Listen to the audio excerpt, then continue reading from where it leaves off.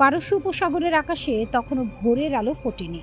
ঠিক তখনই ইরানের আকাশসীমা লক্ষ্য করে ধেয়ে আসছিল মার্কিন সামরিক বহরের অন্যতম অহংকার একটি MQ-9 ড্রোন। পেন্টাগন ভেবেছিল নিঃশব্দে নিখুঁত হামলা চালিয়ে পাত্তাই পাবে না তারা, কিন্তু তেহরানের হিসাব ছিল ভিন্ন। মুহূর্তের ব্যবধানে ইরানের বিমান প্রতিরক্ষা ব্যবস্থার ছোড়া মিসাইল নিখুঁতভাবে আঘাত হানল মার্কিন ড্রোনে, আর তাতেই যুক্তরাষ্ট্রের কোটি ডলারের শক্তিশালী মারণাস্ত্রটি আকাশেই রীতিমতো কয়লায় পরিণত হলো। মার্কিন আগ্রাসনের মুখে আবারও বুক চিতিয়ে দাঁড়িয়েছে ইরান। 8 জুলাই ভোরের এই ঘটনা পুরো মধ্যপ্রাচ্যের ভূ রাজনীতিকে নতুন করে নাড়িয়ে দিয়েছে। আগ্রাসনের মুখে তেহরানের বজ্র হুঙ্কার, ইরানের উপকূলীয় অঞ্চলের সার্বভৌমত্ব ভাঙার যে কোনো চেষ্টা যে কতটা চড়া মূল্যে শোধ করতে হবে মার্কিন ড্রোন ভূপাতিত করে তা হাতে নাতে প্রমাণ করেছে তেহরান। ইরানের ঐতিহ্যবাহী ও চৌকস প্রতিরক্ষা বাহিনী IRGCর মুখপাত্র ব্রিগেডিয়ার জেনারেল হোসেন মোহিব্বি সাফ জানিয়ে দিয়েছেন, হরমুজ শহরের আকাশে অবৈধভাবে অনুপ্রবেশ করা মাত্রই মার্কিন ড্রোনটিকে গুড়িয়ে দেওয়া হয়েছে। ইরান ভিত্তিক সংবাদ মাধ্যম মেহের নিউজ এজেন্সি এই খবরের সত্যতা নিশ্চিত করেছে। এর ঠিক আগেই কুয়েত ও বাহরাইনে অবস্থিত মার্কিন সামরিক ঘাঁটির অন্তত 85টি লক্ষ্যবস্তুতে নিখুঁত মিসাইল হামলা চালিয়ে নিজেদের শক্তির জানান দিয়েছিল ইরান। তেহরানের বার্তা পরিষ্কার, নিজেদের সার্বভৌমত্ব রক্ষায় তারা বিন্দুমাত্র ছাড় দিতে রাজি নয়। ট্রাম্পের নাটক ও যুদ্ধবিরতির অবসান। চলতি বছরের ফেব্রুয়ারি থেকে ইরানকে কোণঠাসা করতে যৌথভাবে সামরিক হামলা শুরু করেছিল যুক্তরাষ্ট্র ও ইসরায়েল, কিন্তু টানা 40 দিনের রক্তক্ষয়ী যুদ্ধে ইরানের সামরিক শক্তির ইস্পাত কঠিন প্রতিরোধ দেখে পিছু হটতে বাধ্য হয় মার্কিন প্রশাসন। বাধ্য হয়ে গত মাসে ইরানের সাথে একটি সাময়িক যুদ্ধবিরতি চুক্তিতে সই করেছিল ওয়াশিংটন। পরিকল্পনা ছিল আগামী অগস্ট মাস পর্যন্ত দুই দেশ কূটনৈতিক আলোচনার মাধ্যমে একটি দীর্ঘস্থায়ী সমাধানে পৌঁছাবে, কিন্তু ইরান আগে থেকেই জানত মার্কিনীদের বা পশ্চিমাদের কোনো প্রতিশ্রুতি বিশ্বাসের যোগ্য নয়। তেহরানের সেই আশঙ্কাই সত্যি হলো। তুরস্কের রাজধানী আঙ্কারায় অনুষ্ঠিত ন্যাটো সম্মেলনের ফাঁকে মার্কিন প্রেসিডেন্ট ডোনাল্ড ট্রাম্প এক প্রকার ঘোষণা দিয়েই এই যুদ্ধবিরতি ভেস্তে দিয়েছেন। ব্রিটিশ বার্তা সংস্থা রয়টার্সের প্রতিবেদন অনুযায়ী ট্রাম্প বলেছেন, আমার মনে হয় চুক্তির বিষয়টি শেষ হয়েছে। ইরানের সাথে আমি আর কোনো সম্পর্ক রাখতে চাই না। তাদের সাথে কথা বলাটা স্রেফ সময়ের অপচয়। মধ্যপ্রাচ্যের ভবিষ্যৎ তবে কোন দিকে? ট্রাম্পের এই যুদ্ধংদেহী মনোভাবের পর মধ্যপ্রাচ্যকে আবারও এক পূর্ণাঙ্গ যুদ্ধের ময়দানে রূপ নিতে যাচ্ছে। কূটনীতির পথ মারিয়ে আলোচনা যখন আলোর মুখ দেখছিল, ঠিক তখনই মার্কিন প্রেসিডেন্টের এমন পিছুটান পুরো অঞ্চলকে এক গভীর অচলাবস্থার দিকে ঠেলে দিচ্ছে।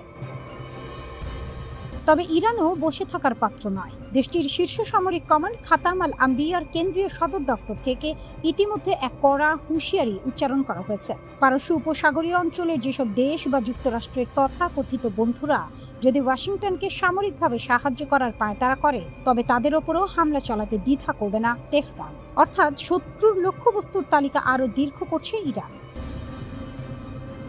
যুক্তরাষ্ট্রের আধুনিক প্রযুক্তির দম্ভকে ধুলোয় মিশিয়ে দিয়ে ইরান প্রমাণ করেছে মধ্যপ্রাচ্যের নিয়ন্ত্রণ এখন আর এককভাবে ওয়াশিংটনের হাতে নেই। এখন দেখার বিষয়, ট্রাম্পের এই যুদ্ধংদেহী হুঙ্কারের জবাবে তেহরান আগামী দিনগুলোতে মার্কিন ঘাঁটির ওপর আর কী ধরনের পাল্টা আঘাত হানে।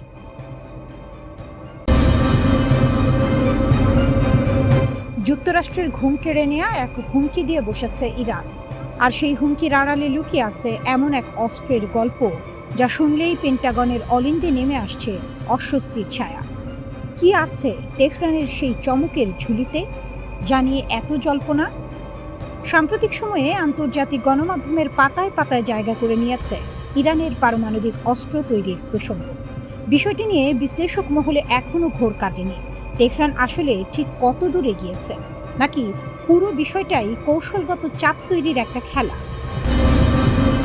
তবে এই ধোঁয়াশার মাঝেই স্পষ্ট এক দাবি ছুড়ে দিয়েছেন ইরানের পার্লামেন্ট স্পিকার মোহাম্মদ বাঘের গালিবাফ। তার ভাষায় তাদের হাতে আছে সবচেয়ে শক্তিশালী হাতিয়ার। যদিও ঠিক কোন অস্ত্রের কথা বলছেন তিনি তা নিয়ে খোলাসা করে কিছু বলেননি। আর এই অস্পষ্ট হুঁশিয়ারির মধ্যেই নতুন করে উত্তপ্ত হয়ে উঠেছে যুদ্ধের ময়দান। এখন প্রশ্ন উঠছে, ইরানের সামরিক বাহিনী বর্তমানে ঠিক কতটা শক্তিশালী অবস্থানে দাঁড়িয়ে আছে? সংখ্যা আর প্রযুক্তির হিসেবে যুক্তরাষ্ট্রের সেনাবাহিনী বিশ্বের অন্যতম শক্তিধর, এতে কোনো সন্দেহ নেই। কিন্তু রণক্ষেত্রে সংখ্যা সবসময় শেষ কথা বলে না। সঠিক রণকৌশলেই বাজিমাত করে চলেছে তেহরান। এই প্রমাণ মিলেছে সাম্প্রতিক যুদ্ধবিরতির ঠিক আগ মুহূর্তে। মধ্যপ্রাচ্যে অবস্থানরত মার্কিন বাহিনীর অন্তত ২১টি সামরিক ঘাঁটি একে একে গুঁড়িয়ে দিয়ে নিজেদের সামরিক সক্ষমতার জানান দিয়েছে ইরান। এত বড় ধাক্কা সামলানোর পরও থামেনি মার্কিন প্রেসিডেন্ট ডোনাল্ড ট্রাম্পের হুমকি বার্তা। যুক্তরাষ্ট্রের সঙ্গে চূড়ান্ত কোনো সমঝোতায় না পৌঁছালে ইরানের বিরুদ্ধে আরও কঠোর পদক্ষেপ নেওয়ার হুমকি দিয়েছে মার্কিন প্রশাসন। ট্রাম্প নিজের ভাষায় বলেছেন, হয় একটি স্থায়ী চুক্তিতে পৌঁছাবেন, নয়তো ইরানকে একেবারে শেষ করে দেবেন, আর সেটা তার জন্য মোটেও কঠিন কিছু হবে না। কিন্তু এমন হুমকির মুখে চুপ করে বসে থাকেনি তেহরান। ৮ জুলাই ফের একে অপরের বিরুদ্ধে গর্জে ওঠে দুই দেশের সামরিক বাহিনী। মূল উপলক্ষ ছিল হরমুজ প্রণালী, যেখানে মার্কিন সংশ্লিষ্ট জাহাজের বিরুদ্ধে মিসাইল হামলা চালায় ইরান।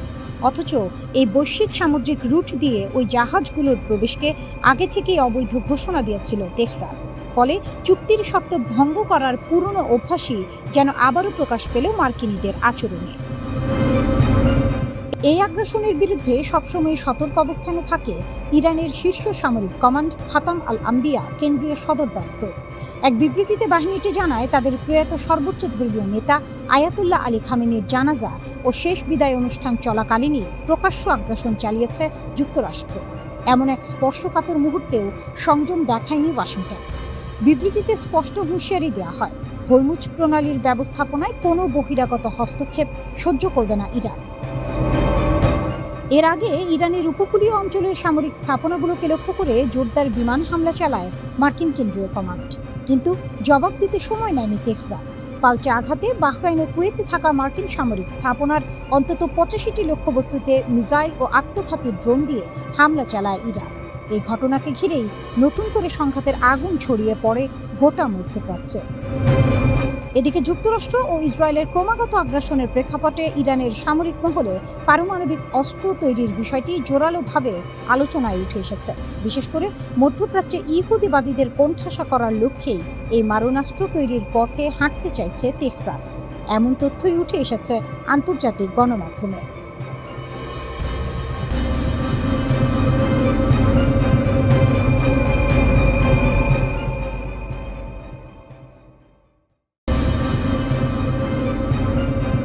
ইরানের গোপন অস্ত্র ভান্ডার, যুদ্ধের মাঝেই তৈরি হলো নতুন প্রজন্মের মারণাস্ত্র। ৪০ দিন ধরে বোমার আঘাত সামলাতেও ইরানের বিজ্ঞানীরা থামেননি। গবেষণাগারের আলো নেভেনি, কারণ তেহরান জানে যুদ্ধ শুধু ময়দানে জেতা যায় না, জিততে হয় প্রযুক্তিতেও।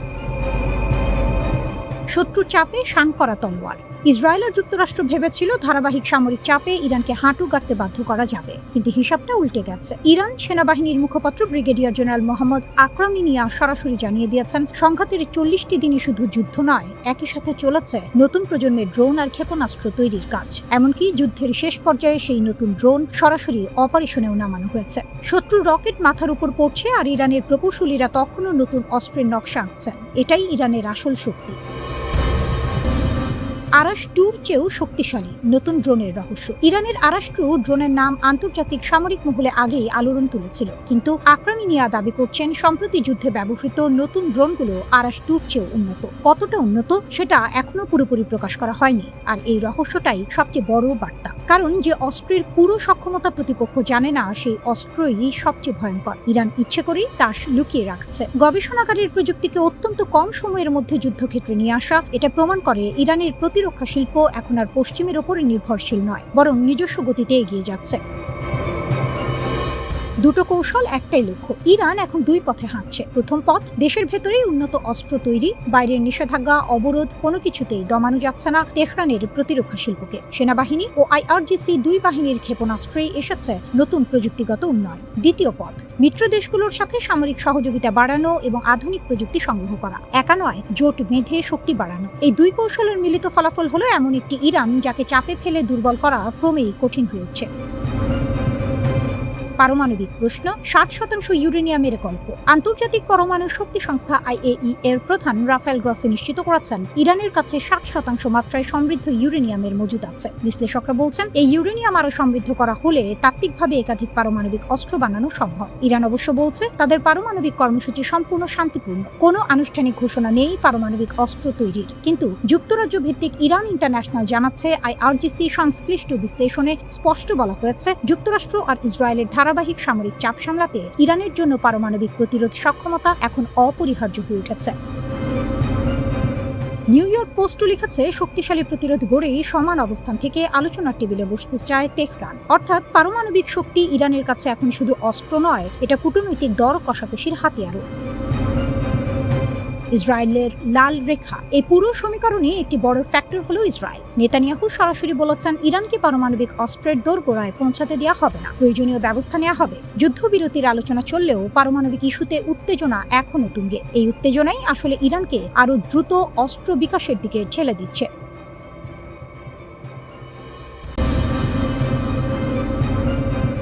ইরান নয়, ইসরায়েলের আসল ভয় এখন তুরস্ক আর মিশর। কেন?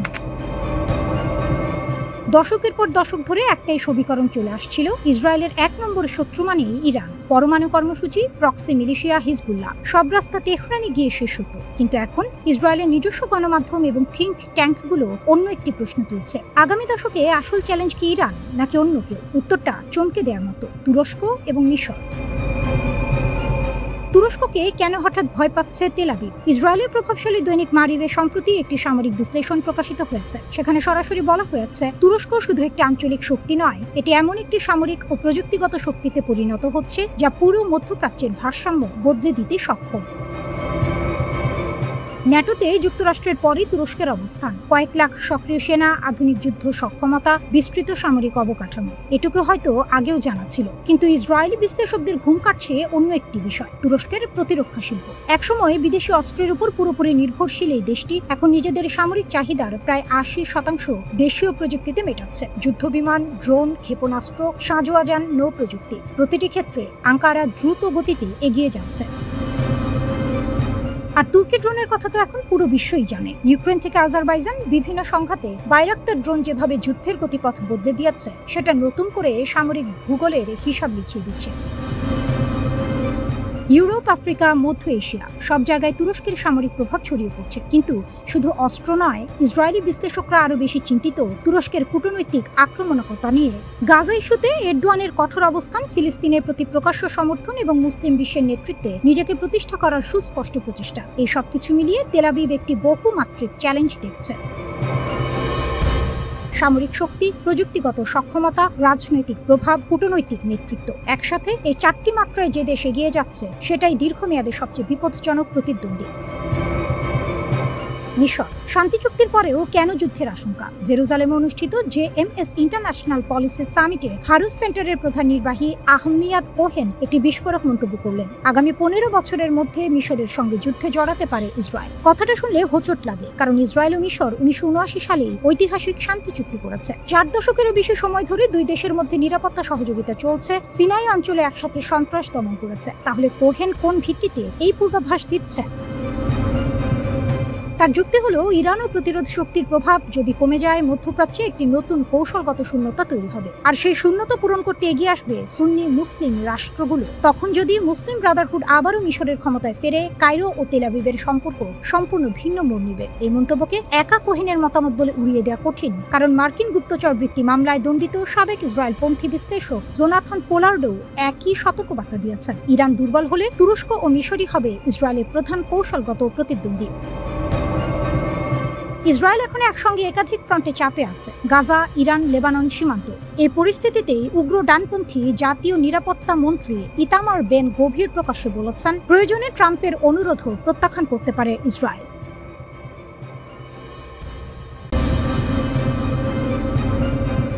মার্কিন যুক্তরাষ্ট্র ও ইরানের মধ্যকার নজিরবিহীন সংঘাতের বারুদ শান্ত হতে না হতেই মধ্যপ্রাচ্যের ভূ রাজনীতিতে এক নতুন ঝড়ের পূর্বাভাস মিলছে। ওয়াশিংটন ও তেল আবিবের সমস্ত সামরিক ও মনস্তাত্ত্বিক চাপকে বুড়ো আঙুল দেখিয়ে ইরান এবং তার মিত্ররা কেবল যে টিকে গেছে তাই নয়, বরং তারা বুক চিতিয়ে দাঁড়িয়েছে। আর এই পুরো দৃশ্যপটের ঠিক কেন্দ্রবিন্দুতে রয়েছে লেবাননের প্রতিরোধ আন্দোলন হিজবুল্লাহ। আমেরিকার দম্ভ চূর্ণ করে এবং ইসরায়েলি সামরিক আগ্রাসনকে ব্যর্থ দাবি করে ইরান ও হিজবুল্লাহ এখন মধ্যপ্রাচ্যের ক্ষমতার ভারসাম্য নিজেদের পক্ষে নেয়ার খেলায় মেতেছে। যুদ্ধবিরতি হয়তো কামানের গর্জন থামিয়েছে, কিন্তু আঞ্চলিক আধিপত্য ও প্রভাব বিস্তারের আসল মনস্তাত্ত্বিক লড়াইটি কেবল শুরু হলো। যুদ্ধবিরতির পরপরই এক অগ্নিগর্ভ টেলিভিশন ভাষণে হিজবুল্লাহ প্রধান নাইম কাশেম ইসরায়েলের সামনে স্পষ্ট ও কঠোর শর্ত ছুড়ে দিয়েছেন। হিজবুল্লাহর এই বার্তা কোনো নমনীয়তা নয়, বরং চরম লিভারেজ বা সুবিধাজনক অবস্থানে থেকে দেয়া একটি হুঙ্কার। কাশেমের দাবি অত্যন্ত সোজাসাপটা, পূর্ণাঙ্গ প্রত্যাহার। ইসরায়েলকে লেবাননের প্রতি ইঞ্চি ভূখণ্ড থেকে সম্পূর্ণ এবং একটি নির্দিষ্ট সময়সীমার মধ্যে চলে যেতে হবে। কোনো বাফার জোন নয়, কোনো আংশিক পিছু হটা তথাকথিত বাফার জোন বা আপোষের কোনো সুযোগ নেই। সার্বভৌমত্ব পুনরুদ্ধার। লিতানি নদীর দক্ষিণে কেবল লেবাননের সেনাবাহিনী মোতায়েন থাকবে এবং আকাশ, স্থল ও সমুদ্র পথে ইসরায়েলি আগ্রাসন সম্পূর্ণ বন্ধ করতে হবে।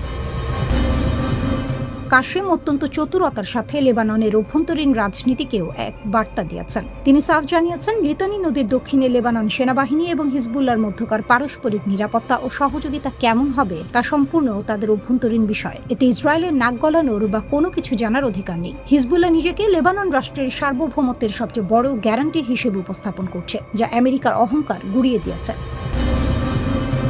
হিজবুল্লাহর এই আকস্মিক আত্মবিশ্বাসের মূল জ্বালানি আসছে তেহরান থেকে। ইতিহাসের অন্যতম বিপজ্জনক ও সরাসরি মার্কিন ইসরায়েলি হুমকির মুখোমুখি হয়েও ইরানের শাসন ব্যবস্থা কেবল টিকেই থাকেনি, বরং নিজেদের অক্ষকে অক্ষত রাখতে পেরেছে। তেহরানের নেতারা এই সংঘাতের সমাপ্তিকে মার্কিন অর্থনৈতিক ও সামরিক চাপের বিরুদ্ধে এক মহাকাব্যিক বিজয় হিসেবে উদযাপন করছেন। ইরানের এই রাজনৈতিক ও সামরিক টিকে থাকা পুরো প্রতিরোধের অক্ষ, তা সে লেবানন, সিরিয়া কিংবা ইয়েমেনেই হোক না কেন, তাদের মধ্যে এই ধারণাকে দৃঢ় করেছে যে ওয়াশিংটন তেল আবিব জোট অপরাজেয় নয়। হিজবুল্লাহর হিসাব কষে দেখিয়েছে যে গত কয়েক মাসের তীব্র ইসরায়েলি বিমান হামলা, শীর্ষ নেতৃত্বের হত্যাকাণ্ড এবং আন্তর্জাতিক নিষেধাজ্ঞা সত্ত্বেও তাদের রাজনৈতিক সংকল্প ও সামরিক চেইন অফ কমান্ড ভেঙে ফেলা যায়নি। তারা প্রমাণ করতে চায় তারা এখনও ধ্বংসস্তূপের মধ্য থেকে উঠে দাঁড়িয়ে পোস্ট ওয়ার বা যুদ্ধোত্তর ল্যান্ডস্কেপের প্রধান খেলোয়াড় হিসেবে নিয়ন্ত্রণ বজায় রাখছে। হিজবুল্লাহ ও ইরানের এই চরম আগ্রাসী মনোভাবের পেছনে আরেকটি অত্যন্ত গুরুত্বপূর্ণ অনুঘটক কাজ করছে, তা হলো মার্কিন যুক্তরাষ্ট্র এবং ইসরায়েলের মধ্যকার ক্রমশ দৃশ্যমান হতে থাকা ফাটল। উপরিকাঠামোতে ওয়াশিংটন যতই ইসরায়েলের অবিচ্ছেদ্য মিত্র হিসেবে নিজেকে জাহির করুক না কেন, সামরিক কৌশল, আঞ্চলিক উত্তেজনা বৃদ্ধি এবং যুদ্ধ পরবর্তী মধ্যপ্রাচ্যের ভবিষ্যৎ রূপরেখা নিয়ে হোয়াইট হাউস ও তেল আবিবের মধ্যে গভীর মতবিরোধ তৈরি হয়েছে।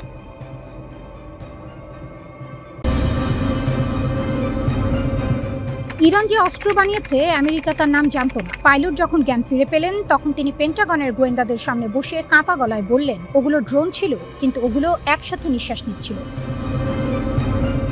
এপ্রিল 2025 ইরানের আকাশ একটি আমেরিকান F-15 যুদ্ধবিমান ভূপাতিত হলো। ইতিহাসে প্রথমবারের মতো ইরানের আকাশে মার্কিন যুদ্ধবিমান গুলি করে নামানো হলো, কিন্তু কিভাবে, কোন ক্ষেপণাস্ত্রে, কোন রাডারে? বিধ্বস্ত হওয়ার আগের শেষ কয়েক সেকেন্ড পাইলট বলেছেন, বিমান ভেঙে পড়ার ঠিক আগ মুহূর্তে তিনি আকাশে একটি অদ্ভুত দৃশ্য দেখেন। একটি বড় ড্রোনের নিচে ছোট ছোট ড্রোন ঝুলছে, একদম জেলিফিশের পায়ের মতো, আর পুরো কাঠামোটা একক প্রাণীর মতো একসাথে ঘুরছে, ভাসছে, এগিয়ে আসছে। প্রত্যক্ষদর্শী এক কর্মকর্তার ভাষায় ভিন গ্রহের কাণ্ড কারখানা। আরেকজন বললেন, আকাশে ড্রোনের মাইনফিল্ড। 4টি আলাদা গোয়েন্দা সূত্র এই বর্ণনা নিশ্চিত করেছে ড্রোনগুলো আলাদা আলাদা ছিল না, ওরা একে অপরের সঙ্গে যুক্ত হয়ে একটাই জীবন্ত কাঠামো তৈরি করেছিল। কারিগরি ভাষায় ওর নাম ওয়ান টু মেনি মেশড নেটওয়ার্কিং। এই প্রযুক্তি আসলে কি? সাধারণ ড্রোন আক্রমণে একটা ড্রোন একটি লক্ষ্যে ধেয়ে যায়। আধুনিক প্রতিরক্ষা ব্যবস্থা সেটা ধরতে পারে, গুলি করতে পারে, ধ্বংস করতে পারে। কিন্তু যদি একসাথে 50টি ড্রোন একটাই মস্তিষ্কের নির্দেশে চলে, যদি ওরা পরস্পরের সঙ্গে যোগাযোগ করতে করতে আকৃতি বদলাতে পারে, একটাকে গুলি করলে বাকিরা দলছুট না হয়ে বরং নতুন ছক কষে এগিয়ে আসে, তখন আর এটা একটা ড্রোন নয়, এটা একটি জীব, একটা ঝাঁক, একটা চিন্তাশীল আক্রমণ।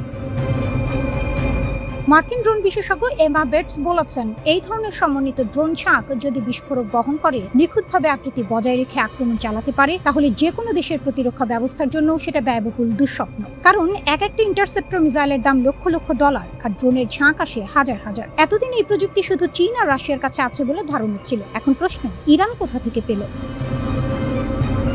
ইরান যেভাবে খেলা পাল্টে দিল। ইরানের ড্রোন গল্পটা পুরনো। ইউক্রেন যুদ্ধে রাশিয়া ইরানি শাহী ড্রোন ব্যবহার করে ইউরোপকে চমকে দিয়েছিল। সস্তা, সহজ কিন্তু কার্যকর। কিন্তু সেটা ছিল প্রথম অধ্যায়। দ্বিতীয় অধ্যায়ে ইরান শুধু সস্তা ড্রোন বানায়নি, তারা ড্রোনকে চিন্তা করতে শিখিয়েছে, ঝাঁক মারতে শিখিয়েছে, একসাথে শ্বাস নিতে শিখিয়েছে। বিশেষজ্ঞরা মনে করছেন রাশিয়া বা চীনের প্রযুক্তি সহায়তায় ইরান এই ক্ষমতা অর্জন করেছে। ইউক্রেনের রণাঙ্গন ছিল পরীক্ষাগার, মধ্যপ্রাচ্য হলো বাস্তব মঞ্চ। এবং সেই মঞ্চে এপ্রিল মাসে যা ঘটলো, একটা F-15 মাটিতে পড়লো, সেটা শুধু একটি বিমান ভূপাতিত হওয়ার গল্প নয়, সেটা একটি বার্তা। পেন্টাগনের ভেতরে এখন কি চলছে? পাইলটের বর্ণনা দিয়ে খোদ মার্কিন গোয়েন্দা সংস্থার কর্মকর্তাদের মধ্যে দুটো দল তৈরি হয়েছে। একদল বলছে পাইলট সেদিন মাথায় কনকাশন পেয়েছিলেন, এটা তার দ্বিতীয়বার বিমান বিধ্বস্তের ঘটনা। আগেরবার কুয়েতি বাহিনীর ফ্রেন্ডলি ফায়ারে বিমান পড়েছিল। মানসিক ট্রমায় মানুষ অনেক কিছু দেখে যা আসলে থাকে না। আরেক দল বলছে 4টি স্বাধীন গোয়েন্দা সূত্র এই ঘটনা নিশ্চিত করেছে এটা এক পাইলটের হ্যালুসিনেশন নয়। মার্কিন এয়ারফোর্স বা সেন্ট্রাল কমান্ড এখনো আনুষ্ঠানিক কোনো মন্তব্য করেনি। সেই নীরবতাটাই সবচেয়ে জোরালো বক্তব্য।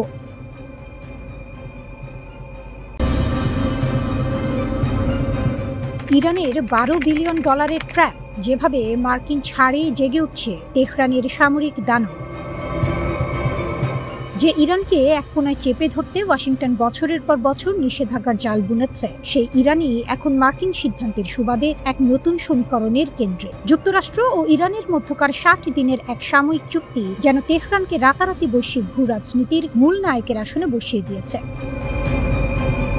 মার্কিন ছাড় ও ইরানের হাতে নতুন শক্তির চাবিকাঠি। সম্প্রতি যুক্তরাষ্ট্রের দেওয়া সামরিক ছাড়ের ফলে ইরানের তেল রপ্তানি, ব্যাংকিং লেনদেন এবং আন্তর্জাতিক বাণিজ্যে এক স্বস্তির নিঃশ্বাস পড়েছে। দীর্ঘদিন ধরে অবরুদ্ধ থাকা তেহরানের অর্থনীতিতে হুট করেই নতুন অর্থ ও সম্পদের জোয়ার আসার সুযোগ তৈরি হয়েছে। চুক্তির আওতায় ইরানের তেল বিক্রির ওপর থেকে নিষেধাজ্ঞা তুলে নেওয়া হচ্ছে এবং জব্দ করা $12 বিলিয়ন ফিরিয়ে দেওয়ার সিদ্ধান্ত হয়েছে।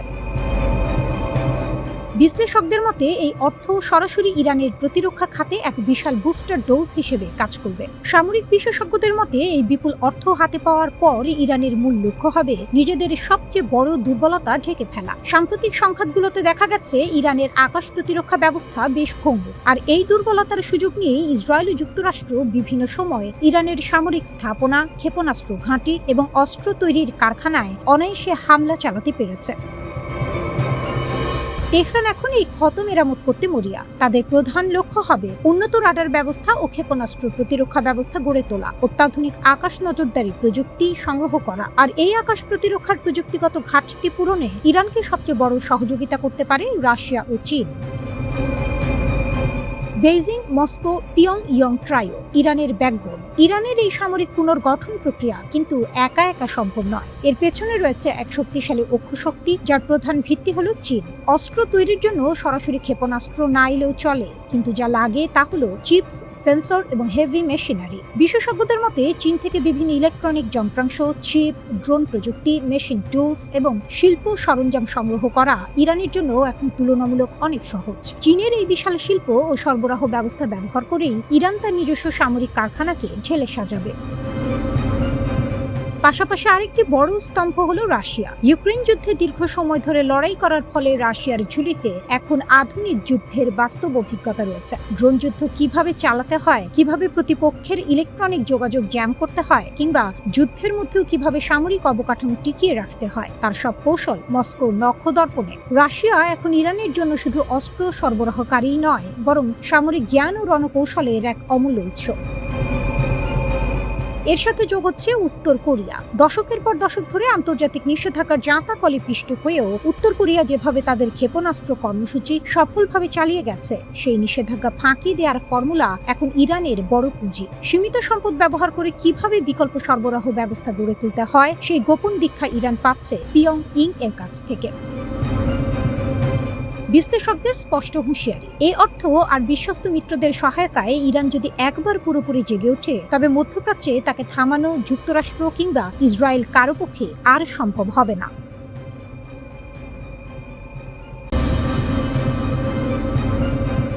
খামেনির রক্তের হিসাব ইরান কি এবার সব শেষ করে দেবে?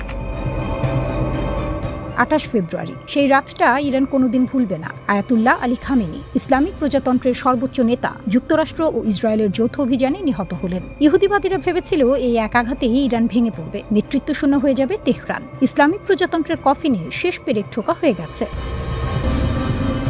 কিন্তু তারা ভুল করেছিল, মারাত্মক ভুল, যে ভুলের দাম দিতে হবে। খামেনি হত্যার পরপরই ওয়াশিংটন ও তেল আবিব অপেক্ষা করছিল ইরানের পতনের জন্য, কিন্তু তেহরান পড়ে যায়নি, উঠে দাঁড়িয়েছে। এবং শুধু উঠে দাঁড়ায়নি, পাল্টে আঘাত করেছে এমনভাবে যা গোটা বিশ্বকে হতবাক করে দিয়েছে। পারস্য উপসাগরীয় অঞ্চলে মার্কিন যুক্তরাষ্ট্রের কমপক্ষে 21টি সামরিক ঘাঁটি মাটিতে মিশিয়ে দিয়েছে ইরানের সামরিক বাহিনী। একটি বা দুটি নয়, 21টি। প্রতিটি আঘাত ছিল সুনির্দিষ্ট, পরিকল্পিত, বিধ্বংসী। এরপরেও যারা ভাবছিলেন ইরান দুর্বল হয়ে গেছে, তারা এখন নতুন করে হিসাব মেলাচ্ছেন।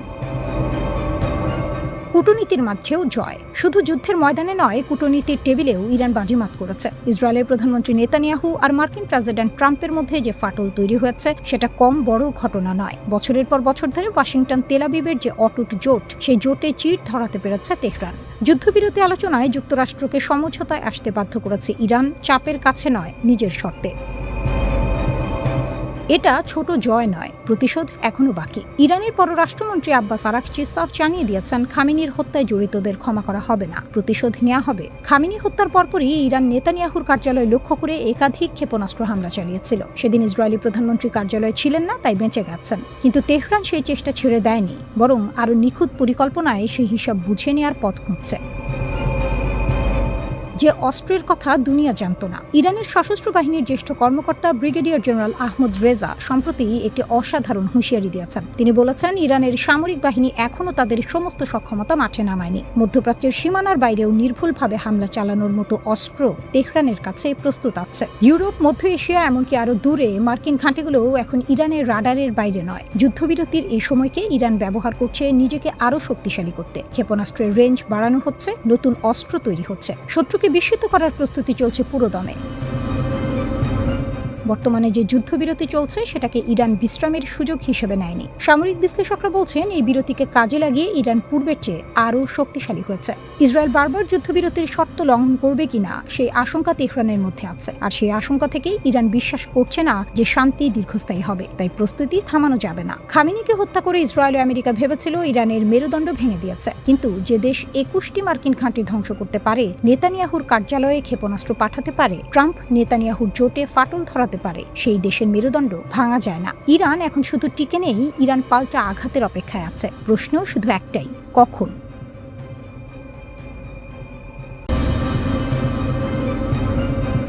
আমেরিকাকে তাদের নিজের মাঠে রুখে দিল ইরান। ওয়াশিংটনের সমস্ত সামরিক শক্তির দাপটকে তুড়ি মেরে উড়িয়ে দিয়ে পারস্য উপসাগরের নিয়ন্ত্রণ এখন সম্পূর্ণ তেহরানের হাতে। কুয়েতের আকাশে ক্ষেপণাস্ত্রের গর্জন আর বাহরাইনে বাজতে থাকা সাইরেন আজ বিশ্বকে একটি স্পষ্ট বার্তা দিচ্ছে, মধ্যপ্রাচ্যে আমেরিকার দিন শেষ, এখন রাজত্ব চলবে কেবল ইরানের।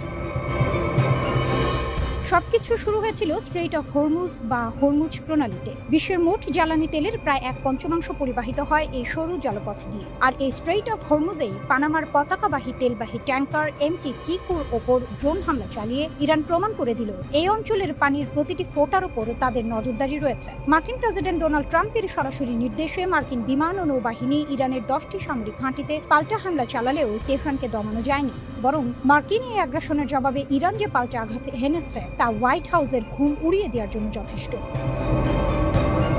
মার্কিন মিত্রদের বুকে কাঁপন, কুয়েত ও বাহরাইনে আঘাত। আমেরিকার ওপর ইরানের এই কৌশলী ও বীরত্বপূর্ণ আঘাতের পর কাঁপন ধরাচ্ছে মধ্যপ্রাচ্যে ওয়াশিংটনের তথাকথিত মিত্রদের বুকে। কুয়েতের আকাশ প্রতিরক্ষা ব্যবস্থা একের পর এক ধেয়ে আসা ইরানি মিসাইল ও ড্রোন ঠেকাতে গিয়ে রীতিমতো হিমশিম খাচ্ছে। দেশটির সামরিক বাহিনী নাগরিকদের শান্ত থাকার আহ্বান জানালেও আকাশের বিস্ফোরণের শব্দ তাদের ভেতরে চরম আতঙ্ক তৈরি করেছে। বাহরাইন আরো বড় ধাক্কা খেয়েছে। বাহরাইন পুরো দেশ জুড়ে এখন বাজছে বিমান হামলার সাইরেন। নাগরিকদের নির্দেশ দেওয়া হয়েছে নিকটবর্তী নিরাপদ আশ্রয়ে চলে যেতে। বাহরাইনের ক্ষোভের মূল কারণ হলো ইরান তাদের সার্বভৌমত্ব লঙ্ঘন করেছে, কিন্তু বাস্তবতা হলো বাহরাইন নিজেই আমেরিকার 5ম নৌবাহকে আশ্রয় দিয়ে এই অঞ্চলে ইরানের নিরাপত্তার জন্য হুমকি তৈরি করে রেখেছিল। ইরান কেবল তার নিজের প্রতিরক্ষায় সেই হুমকির উৎসকে স্তব্ধ করে দিয়েছে। শান্তি চুক্তি ও ওয়াশিংটনের বিশ্বাসঘাতকতা। কয়েকদিন আগেই ওয়াশিংটন ও তেহরানের মধ্যে একটি ভঙ্গুর যুদ্ধবিরতি বা অন্তর্বর্তীকালীন সমঝোতা চুক্তি হয়েছিল। বিশ্ববাসী ভেবেছিল হয়তো এবার পরিস্থিতি শান্ত হবে, কিন্তু আমেরিকার স্বভাবজাত সাম্রাজ্যবাদী নীতি আর ইরানের ওপর হামলা সেই শান্তি প্রচেষ্টাকে নস্যাৎ করে দেয়। ইরান স্পষ্ট জানিয়ে দিয়েছে তারা কোনো চুক্তি ভঙ্গ করতে চায়নি, কিন্তু আমেরিকা যখনই তাদের উপর আঘাত হানবে তেহরান হাত গুটিয়ে বসে থাকবে না। বাহরাইন অভিযোগ করছে যে ইরান ইচ্ছাকৃতভাবে শান্তি আলোচনা ব্যাহত করছে। তবে আসল সত্য হলো আমেরিকা যখন এই অঞ্চলে তার সামরিক শক্তি প্রদর্শন করতে চায় তখন ইরান তার দাঁত ভাঙা জবাব দিতে বাধ্য হয়। ইরান এখন আর রক্ষণাত্মক অবস্থানে নেই, তারা এখন আক্রমণাত্মক এবং এই অঞ্চলের প্রধান চালিকা শক্তি। গ্লোবাল এনার্জি মার্কেট ও নতুন ভূ রাজনীতি ইরানের এই শক্ত অবস্থানের কারণে বৈশ্বিক জ্বালানি বাজার এখন চরম অস্থিরতার মুখে। হরমুজ প্রণালী যদি ইরান সম্পূর্ণ বন্ধ করে দেয় তবে থমকে যাবে বৈশ্বিক অর্থনীতি। আমেরিকা ভালো করেই জানে ইরানের সাথে সরাসরি পূর্ণাঙ্গ যুদ্ধে জড়ানো মানে নিজেদের ধ্বংস ডেকে আনা।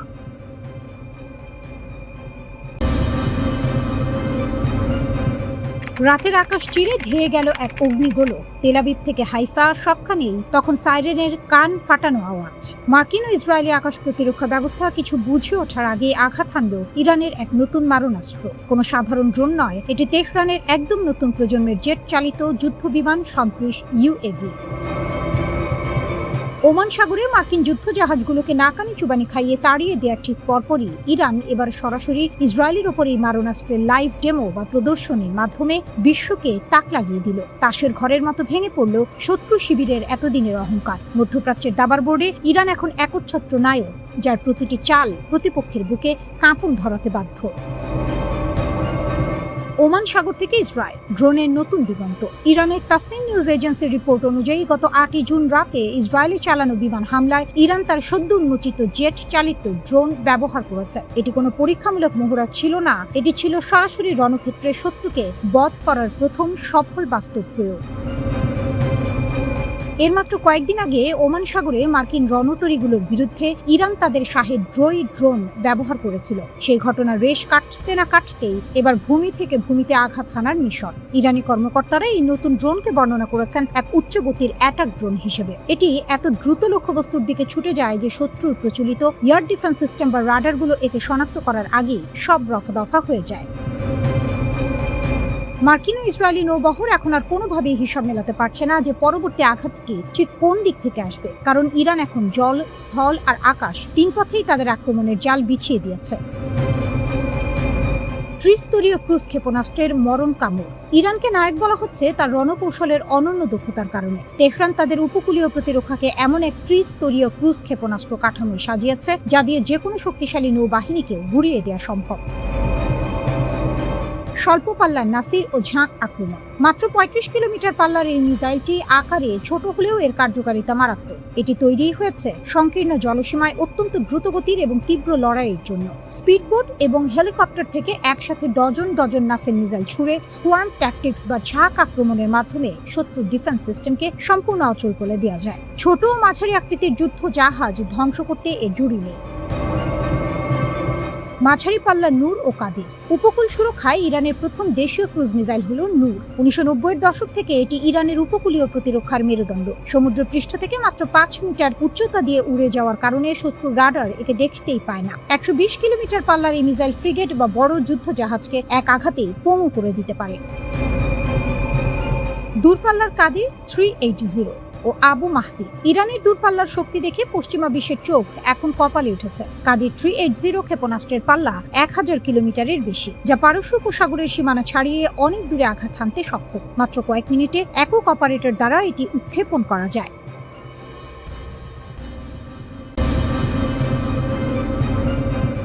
মধ্যপ্রাচ্যের বাইরেও আঘাত করবে ইরান। আমেরিকা কি প্রস্তুত? সীমানা ভাঙছে। এতদিন লড়াই ছিল মধ্যপ্রাচ্যে, জর্ডান, বাহরাইন, কুয়েত, ইরাক, কিন্তু এখন ইরান সংকেত দিচ্ছে মানচিত্র আরো বড় হচ্ছে। আমেরিকার যেখানে যেখানে ঘাঁটি আছে সব এখন নিশানায়। সংসদ সদস্যের বোমা ফাটানো দাবি। ইরানের সংসদ সদস্য আলী কাজেরিয়া ট্রাম্পের ঘনিষ্ঠ মহলে তার নাম পরিচিত। তিনি সরাসরি বললেন, ইরান এখন মধ্যপ্রাচ্যের বাইরে থাকা মার্কিন ঘাঁটিগুলোতেও আঘাত শুরু করেছে, কারণ ওই দূরের ঘাঁটিগুলো থেকে ইরানের বিরুদ্ধে আক্রমণ পরিকল্পনা হচ্ছে, তাই সেগুলো বৈধ সামরিক লক্ষ্যবস্তু। আরো বললেন, এই যুদ্ধে আমেরিকা ইতিমধ্যে 16টি আঞ্চলিক ঘাঁটি হারিয়েছে। এই সংখ্যা যদি সত্য হয়, তাহলে আমেরিকার সামরিক অবকাঠামো মধ্যপ্রাচ্যে একটি বড় ধাক্কা খেয়েছে। শুরু হয়েছিল একটি হেলিকপ্টার দিয়ে, হরমুজ প্রণালী। মার্কিন অ্যাপাচি হেলিকপ্টার টহলে হঠাৎ ড্রোন হামলা। 2 সেনা সদস্য বেঁচে গেলেন অলৌকিকভাবে। ট্রাম্প রাগে ফুটছিলেন। তিনি নিজেই বললেন, খুব দামি হেলিকপ্টার, কিন্তু মানুষ দুটো বাঁচায়, ভাগ্য ভালো। আমাদের কাছে বিশ্বের সবচেয়ে শক্তিশালী সামরিক বাহিনী আছে।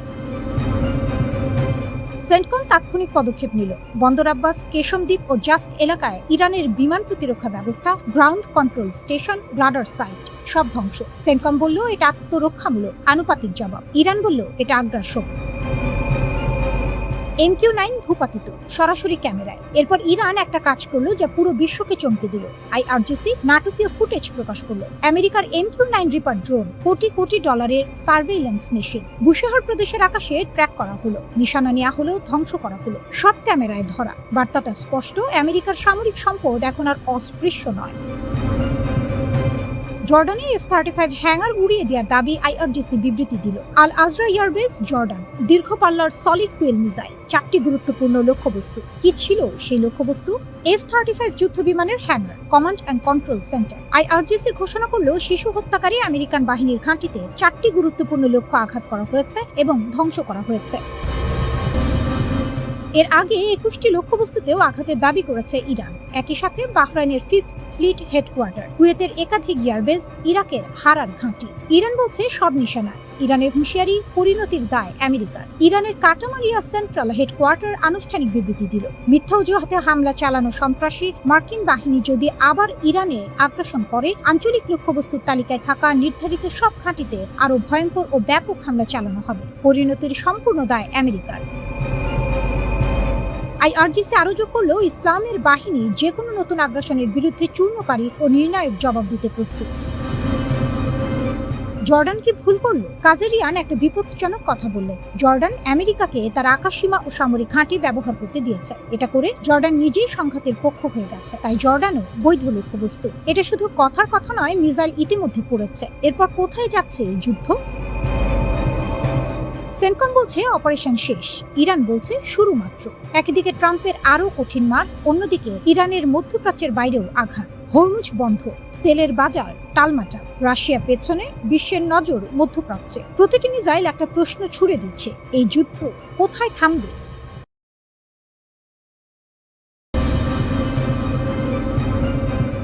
একটা সুইচ আর থমকে যাবে পুরো পৃথিবী।